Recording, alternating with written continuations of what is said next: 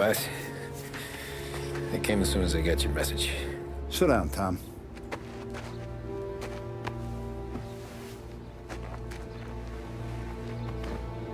We have a mole, Tom.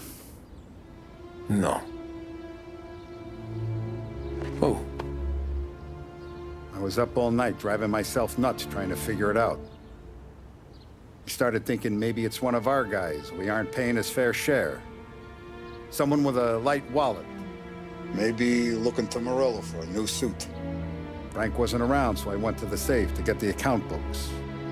To see who's getting cents on the dollar he's earned. What do you know? The books are gone, Tom. Frank. More than 50 years I've known him. Everything I have, I got with Frank.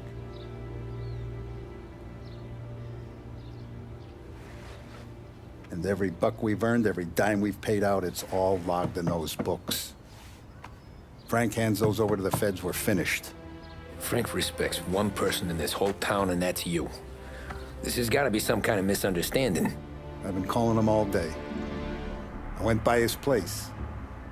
He's gone. His wife and kid are gone. But why? I don't know. I'm sure he has his reasons. Maybe he's still smarting over the dog. But when you tried to drown? Yeah. Same one I shot after he wouldn't let me sink her. I was a stupid kid, Tommy. But grudge or no grudge, we gotta get those books back. Shake down all our stories. See who knows what. When you catch up to Frank, you get those books. And if he doesn't have them on him, you make him tell you where to find them. After that, you do what we gotta do.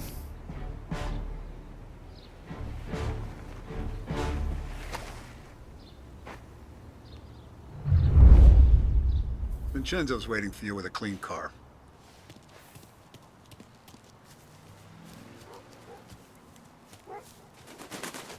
Tommy.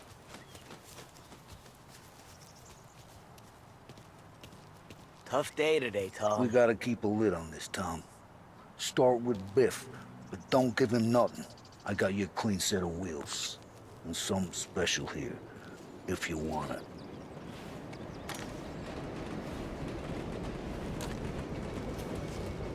When Frank sees a La Parra, he'll know.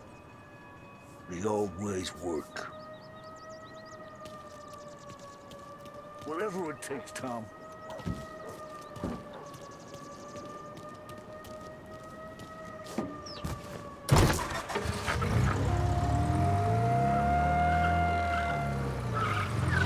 And now for the latest news. The Navy is today continuing its search for the remains of those brave souls lost aboard the airship USS Akron.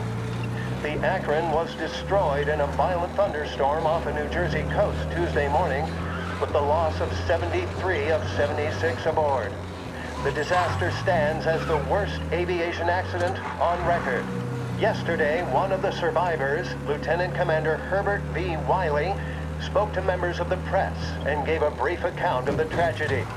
He also spoke of the survivors' rescue by the German tanker, Phoebus. President Roosevelt has described the loss of the Akron as a national disaster and said that he grieves with the wives and families of those lost.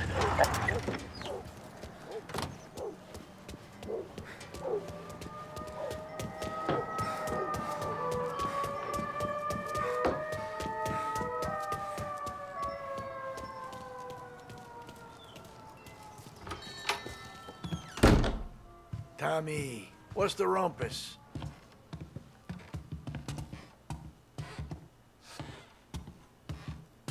Heard any big news lately? Something that Don might want to know. It depends. What's it worth to you? $20. How about 40? All right, spill. The FBI's in town. They're getting something from Morello, but I don't know what. How'd you hear? Little Tony got some guy drunk in the Black Cat and drove him home. Heard a bunch of stuff, so he's the guy you want to see. Okay. Thanks. Always a pleasure, Tommy.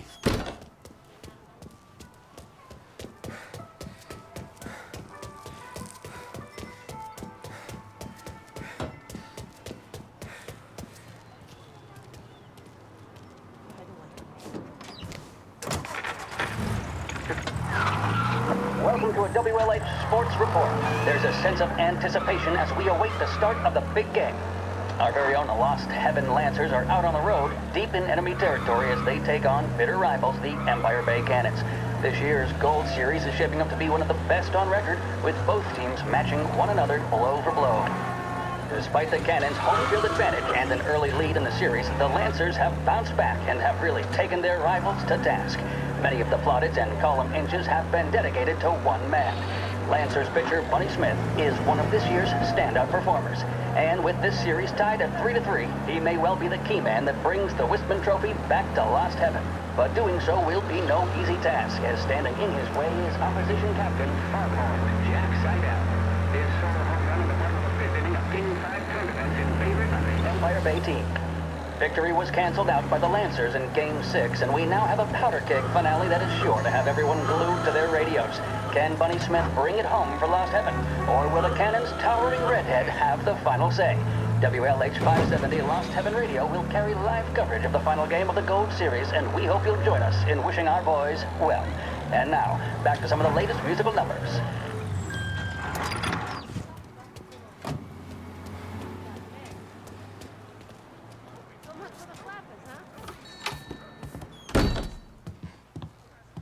Everything okay?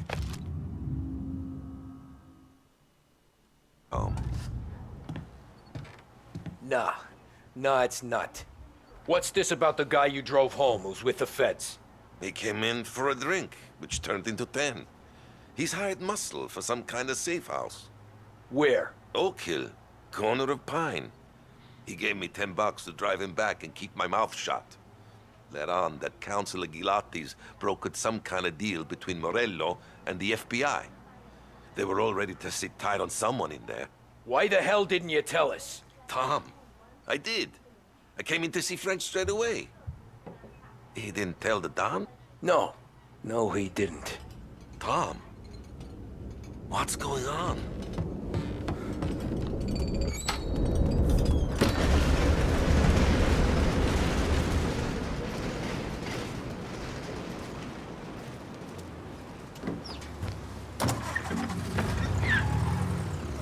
We return now to the coverage of Game 7 of the Gold Series. And by the looks of it, ladies and gentlemen, we'll be underway any minute now. The crowd here in the Armory are restless. You can almost taste the tension as we approach this, the deciding game between these two famous rivals. More than a little bad blood between them, and more than a couple of nasty flare-ups in recent years. Of course, this occasion, more than any other, could prove feisty, what with the drama that closed out the previous game. That, of course, saw the Lancers win to tie the series, and it's not often Empire Bay and Lost Heaven can boast the game's best current hitter and pitcher, respectively. I refer, of course, to Foghorn Seidel, a man mountain with a shock of red hair, and Lancers star Bunny Smith. Speaking of Smith, he is jogging, I suppose you'd say, between his teammates, issuing last-minute orders.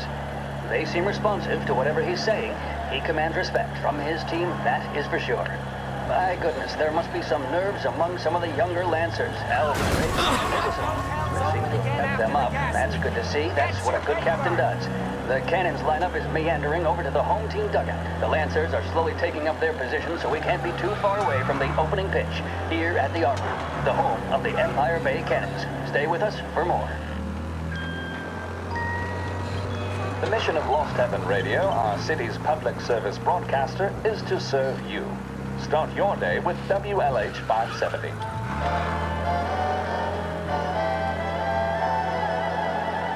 In need of refreshment, a boost or a pick-me-up? Then there should be only one name on your lips. Swift Cola, the energy kick that's a taste sensation. When you're in need of a lift, choose Swift.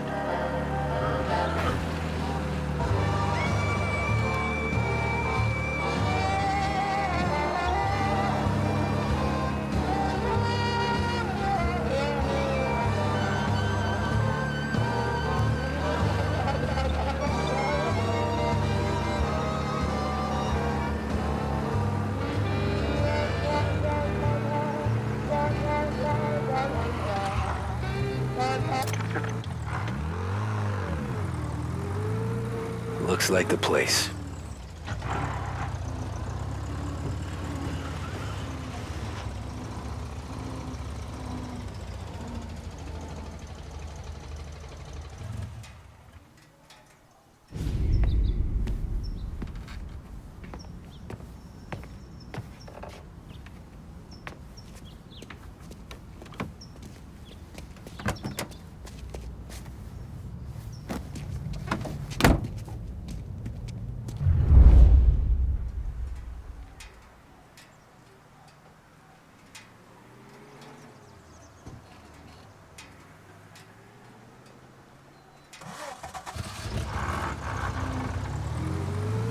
Take me to those account books, Frank.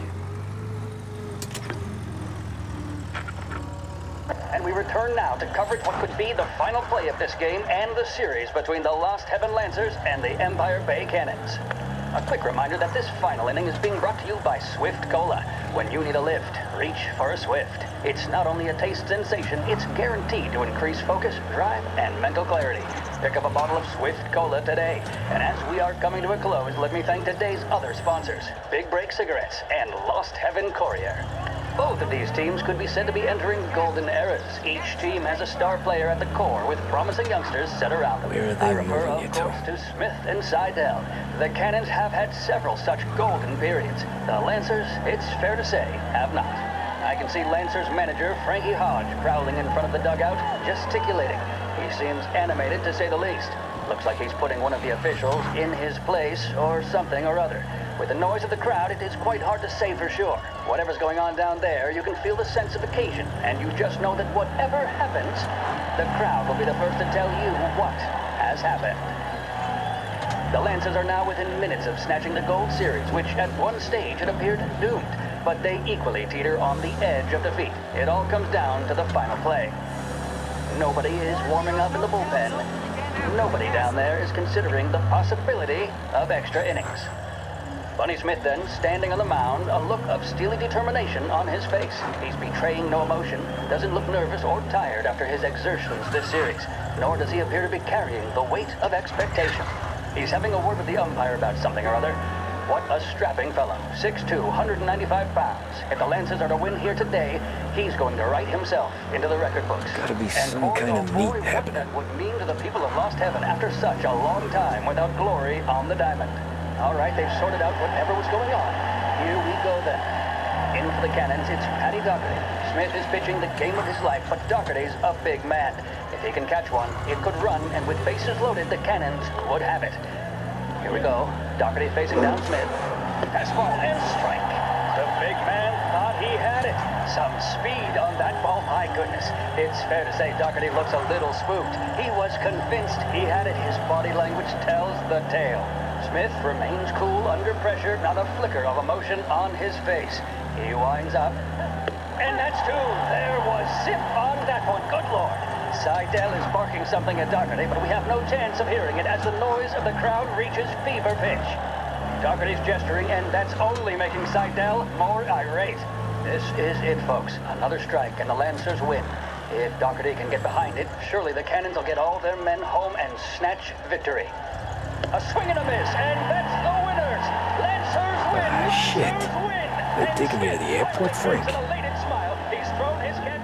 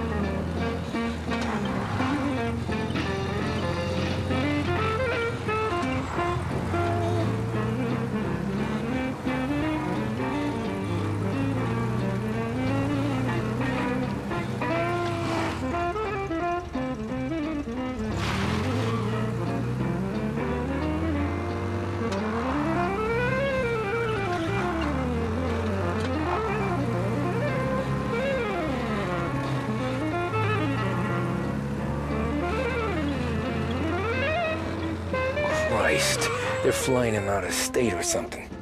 Fuck, this ain't good.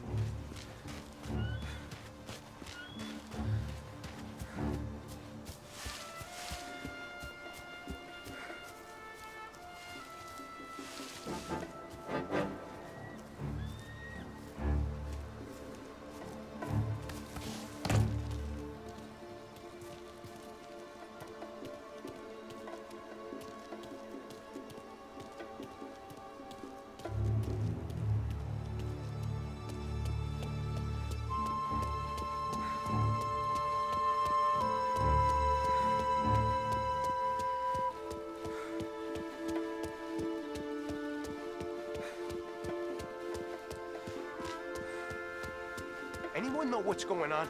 They're with the FBI. It's some sort of handover. Someone's being flown out. Oh, they're handing him over to who? Those men with the plane looked like gangsters. How long till they're done? I'm due to fly. As soon as they fly their prisoner out, I guess. I don't know, a lot of these men don't look like cops.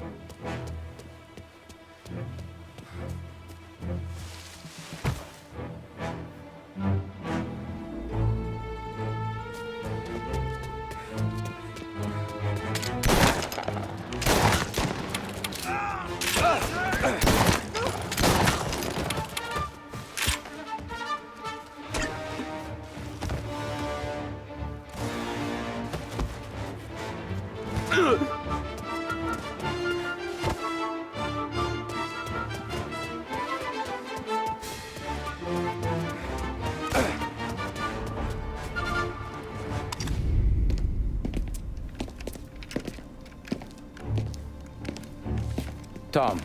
Frank. The Don sent me. I figured as much. I'm sorry it had to be you, Tommy. Anything you want me to tell him? I wish it could have shaken out better, but Morello finally came after me. It's okay. You can come out.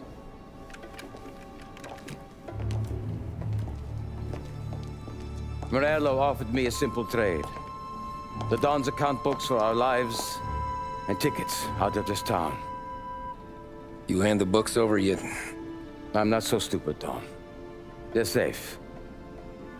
Morello was waiting for this. It's a key to a box in the Grand Imperial Bank downtown. I told Morello I'd hand it over after the plane was fueled and ready to go.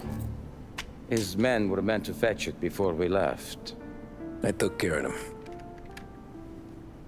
Told them to get on a plane. Go on, March. Alice, get aboard. Frank, you're coming with us. Not right now, honey. Just get buckled in. Tommy and I, we have some serious business to discuss. But Frank... Get on the plane, March! For Alice. For me.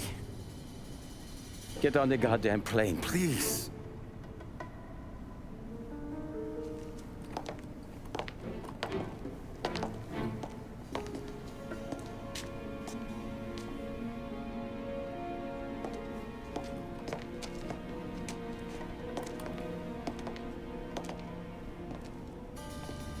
You been paid yet? Yeah.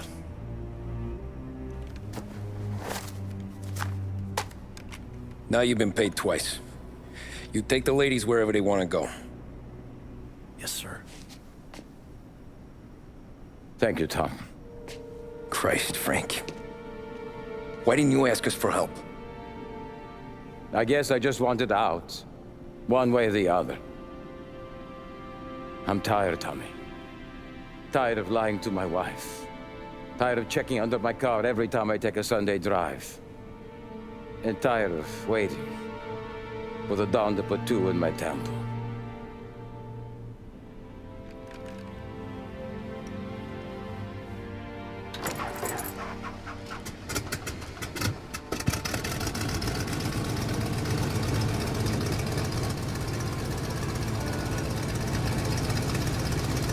God damn you, Frank.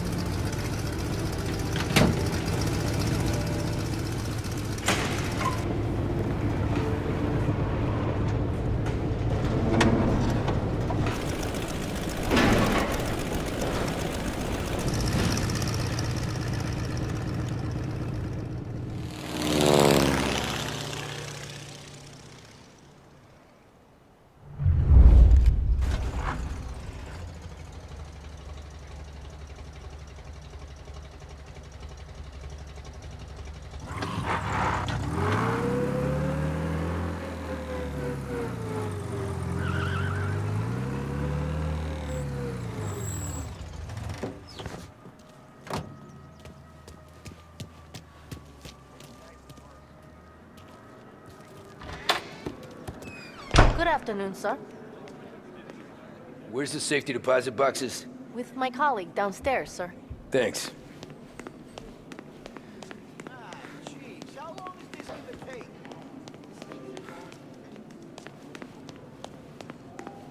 Beautiful day, huh?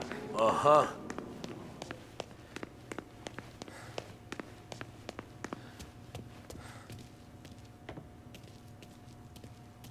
Keeping out of trouble.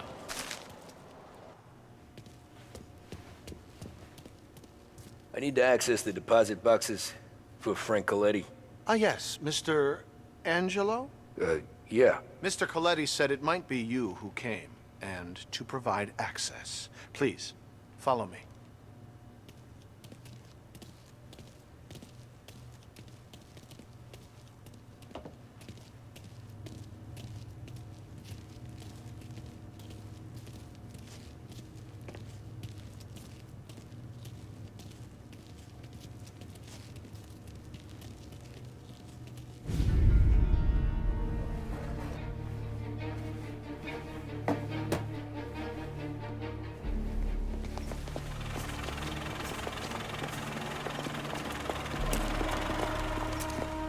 I got the books and covered my tracks. Salieri never asked any questions. In fact, apart from the funeral, I never heard him talk about Frank again.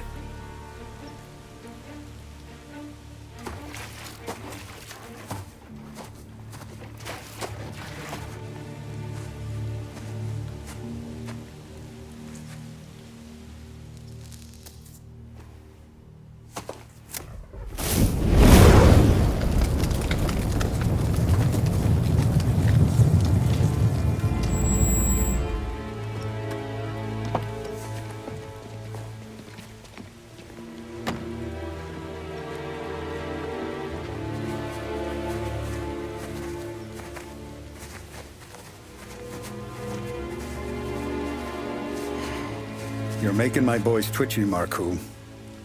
Sergio and I just came by to pay respects, that's all. Known Frank a long time. Almost as long as you. He's a good man. Smart. Loyal. Loyal to his wife.